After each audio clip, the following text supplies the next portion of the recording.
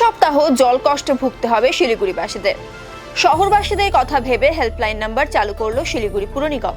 বৃহস্পতিবার শিলিগুড়ি পুর নিগমে সাংবাদিক বৈঠক করেন মেয়র গৌতম দেব। তিনি জানান, শুক্রবার থেকে তিস্তা নদীর বাঁধ ও নদী থেকে পলি সংস্কারের কাজ শুরু হতে চলেছে, যার ফলে কাজ চলাকালীন তিস্তা নদী থেকে পানীয় জল সরবরাহ করা সম্ভব হবে না। এই কাজ শেষ হতে প্রায় 15 দিন সময় লাগবে। শুধুমাত্র মহানন্দা নদী থেকে জল উত্তোলন করে শিলিগুড়ির বিভিন্ন ওয়ার্ডে পাঠাবে পুর নিগম। স্বাভাবিকভাবেই জলের সরবরাহ কম থাকায় শহর জুড়ে জলের অভাব দেখা যাবে। এই পরিস্থিতি মোকাবেলা করার জন্য 21টি জলের ট্যাঙ্ক বিভিন্ন ওয়ার্ডে পাঠানোর সিদ্ধান্ত নেওয়া হয়েছে। মোট 1 লক্ষ জলের পাউচ আনা হয়েছে, যা 3000 করে প্রতি বড়কে দেওয়া হবে।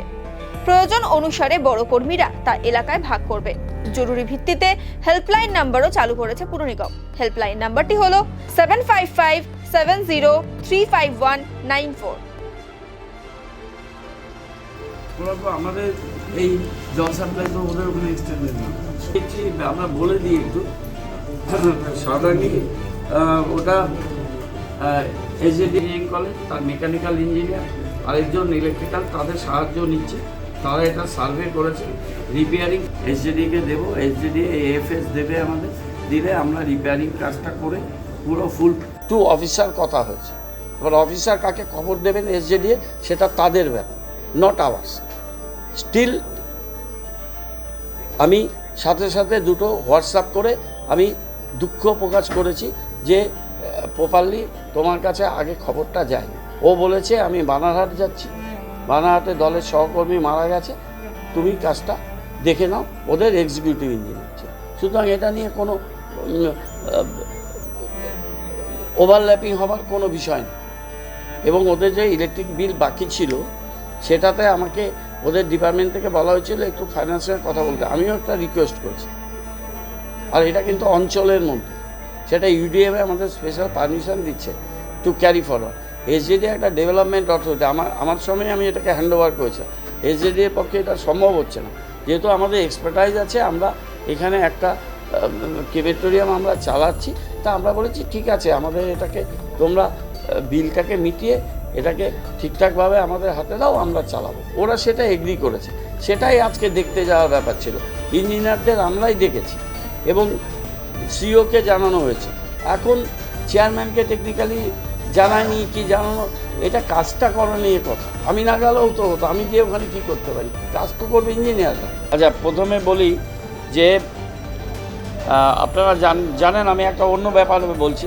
সেটা হচ্ছে যে মানুষের কাছে চলো 9টা ওয়ার্ডে করেছিলাম আমরা।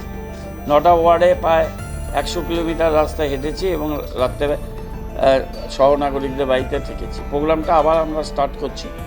সেটা শনিবার দিন ওয়ার্ড নাম্বার 42 ওই ওয়ার্ডে 3টের সময় আমাদের আবার মানুষের কাছে চলো প্রোগ্রামটা একই পদ্ধতিতে একই মেথডে শুরু হবে। আমরা বিভিন্ন মানুষের কাছে গিয়ে বিভিন্ন জায়গায় গিয়ে এনজিওস, ক্লাব, গণসংগঠন, সরকারি যে স্কুল, কলেজ বা অন্যান্য প্রতিষ্ঠান আছে, সে আইসিডিএস সেন্টার, সেগুলো আমরা দেখব।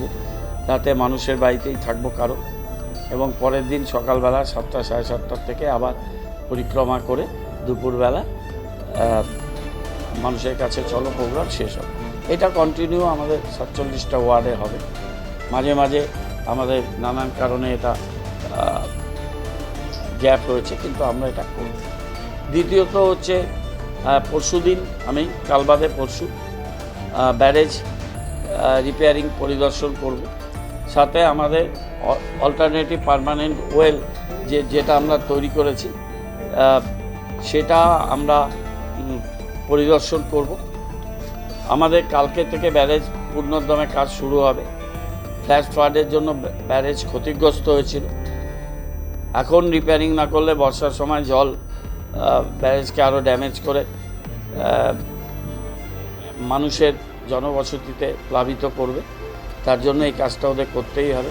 1 মাসের কাজ ওদের আমরা 15 দিনের মধ্যে রিকোয়েস্ট করেছি দিনরাত্রি কাজ করে শেষ করা। আমরাও সেটা নজরদারিতে থাকব। এবং পিএইচইকে দিয়ে আমরা যেটা অল্টারনেটিভ ওয়েলের কাজটা শুরু করাতে পারলাম, 6.9 কোর্সের প্রজেক্ট, 50% অর্থ তাদের আমরা দিয়ে দিয়েছি। সেটা কিন্তু 40 বছরের লেপটা করতে পারে, এবং এটা করতে পারেনি দেখে আজকে ব্যারেজ এই এমার্জেন্সি রিপেয়ারিংয়ের সময় মানুষের জলের প্রবলেমটা হচ্ছে। জলটা মানুষের কাছে ধীরে ধীরে আর 3-4 দিন জলটা মোটামুটি পাবে, তারপর হয়তো জলের পরিমাণটা কমবে। তিস্তার জলটা পুরোপুরি বন্ধ হয়ে যাবে। এখন আমরা যে জল আমাদের স্টোরেজ আছে ওইখান থেকে আমরা কাজটা চালাবো। এখানে অল্টারনেটিভ পন্ড এরা করেনি, নতুন প্রজেক্টে সেটা আছে। তো মহানন্দা জল পরিশ্রুত করে সেই জল আমরা মানুষকে দেব। 21টা আমরা ট্যাঙ্ক 5টা পিএইচি থেকে নিয়েছি, 21টা ট্যাঙ্ক আমরা ব্যবহার করছি। আর বাকি যে ট্যাঙ্কগুলো সেগুলো বিয়ে বা শ্রাদ্ধে বহুদিন আগে থেকে লোকে 2 মাস 3 মাস আগে থেকে বুক করেছে, সেগুলো তাদেরকে আমাদের দিতে হচ্ছে। 3000 পাউচ পার বড়ো পার ডে আমরা প্রকিওর করে সেগুলো আমরা বড়োর মাধ্যমে আমরা ডিস্ট্রিবিউট করব। আমরা মানুষকে একটাই অনুরোধ করব যে আগামী 3-4 দিন পর তারা একটু জলের ব্যবহারটা যদি কিছুটা তারা কমান, নিয়ন্ত্রিত রাখেন, তাহলে এই পরিস্থিতি মোকাবিলা করতে আমাদের সুবিধা হবে। আমরা মানুষের অসুবিধাটা বুঝতে পারছি, কিন্তু আমরা নিরুপায়। একদিকে প্রাকৃতিক বিপর্যয়, জরুরি ভিত্তিতে এটা সারানো, আরেকদিকে আমরা যে ওয়েলটা নির্মাণ করছি সেটা আগে এরা কেউ করতে পারেনি। টাকা জোগাড় করে পুনে থেকে এর মেশিনারি প্রকিওর করে নির্দিষ্ট মাপে তারা বানিয়ে দিয়েছে, সেটা চলে এসছে। পাইপ প্রকিওর করে সিভিল ওয়ার্কটা এখন এটা আরও 15 দিন 1 মাস সময় লাগবে। 7 জুন এটা কমপ্লিট হয়ে তারা আমাদের হ্যান্ডওভার করবে। আর এর মধ্যে আমাদের ব্যারেজের কাজটা এর মধ্যেই পড়ে গেছে। সুতরাং এই দুটো কাজ একসাথে চলবে। এই জন্য একটু মানে মানুষের সমস্যা হবে। আমরা কিন্তু যাতে ভবিষ্যতে আর সমস্যা না হয় সেজন্য ওয়েলটাও আমরা করে দিতে পারছি, যেটা বহু আগে হওয়ার কথা ছিল, যারা করতে পারেনি।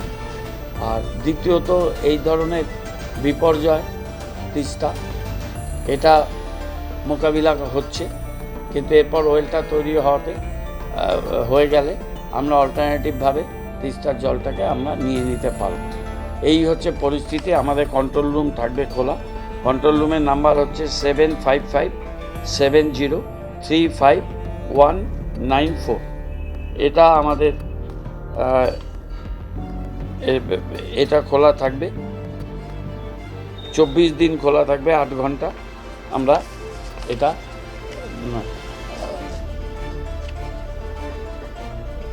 খোলা রাখব।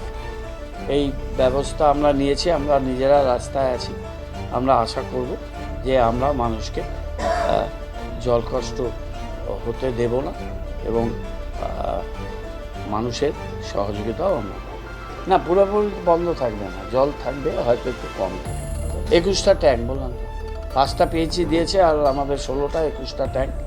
আর কিছু ট্যাঙ্ক অলরেডি আমাদের আগে থেকে অনুষ্ঠানের জন্য দিয়ে দেওয়া হচ্ছে। অনুষ্ঠান মানে কি, আমরা অন্য সব कैंसिल করে দিচ্ছি, शुद्ध बिए और सब जहाँ पे हुआ। सुनिए, संडे में हम मीटिंग किए थे मालदा से आके, एवं सारे हम ऑर्डर किया है जहाँ पर पाइप लीकेज है और बीप कप चोरी हो जाता है, आज सरा दिया तो कल भंग के ले जाता है, वो भी हम लोग इमरजेंसी बेसिस में ठीक करने के लिए सारे ऑर्डर दे दिया। लेकिन हम लोग सारे सिटीजन्स के भी हम लोग का रिक्वेस्ट है, वार्ड कमेटी को भी हम लोग डायरेक्टिव्स दिया, ये ऐसा जो भी करे, जो भी ये चोरी करे लेकिन तोड़ दे, ये सब नियंत्रण करने होगा। और आम आदमी का सपोर्ट चाहिए। पुलिस को भी हम लोग अलर्ट किया ना, যেখানে যেখানে জলের পরিমাণ কম আছে আমরা জানি অনেক জায়গায় প্রেশার নেই। আমরা পাম্পিং স্টেশন যেটা মুনিবাবার আশ্রমের পাশে করেছি, সেইখানে আয়রন নিউমারের জলটা যাওয়ার ড্রেনটা শেষ হয়ে মানে কমপ্লিট হয়ে গেছে। এটা আমরা সোমবার দিন ওই পাম্পিং স্টেশনটা আমরা চালু করে দেব। 33 নম্বরে একটা বিস্তীর্ণ এলাকা জল যাচ্ছে না, সেখানে একটা পাম্পিং স্টেশন আমাদের হেলথ সেন্টারের পাশে, ওটা ওয়ার্ক অর্ডার হয়ে গেছে, ওয়ার্ক অর্ডার স্টেজে আছে। 4 তারিখের পর ওটার কাজ আমাদের শুরু হবে। আরও 3-4টে জায়গায় আমরা পাম্পিং স্টেশনের জন্য সিদ্ধান্ত নিয়েছি। সেই পাম্পিং স্টেশনের টেন্ডারগুলো 4 তারিখের পরে। না, কর্পোরেশন থেকে এখনই জলের এটা ঠিক বোঝা যাবে না, কিন্তু কতগুলো জায়গাতে জলে প্রেশার কম আছে, যেমন 33 নম্বরের ওয়ার্ডের কথা বললাম আপনাকে, জায়গায় জায়গায় কমে গেছে।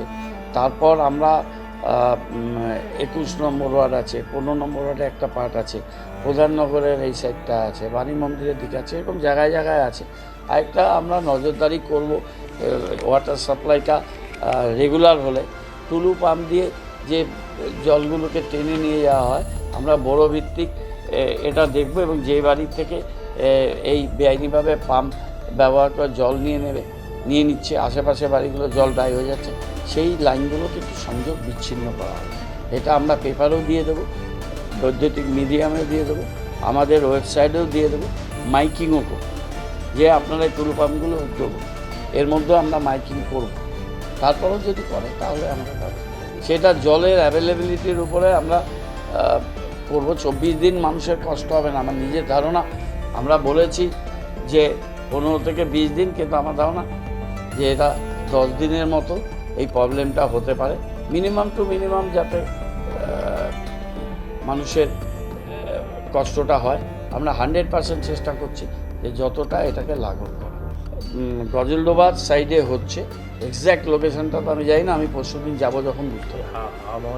হাওয়ামহলের বাদের সাইড সেদিন দেখিয়েছিল, 24 আওয়ার্সই খোলা থাকবে। এটা আমি বললাম ভুল, 24 দিন নয়, 24 ঘন্টা খোলা থাকবে, 8 ঘন্টা শিফটিং হবে, মানে শিফটিং ডিউটি।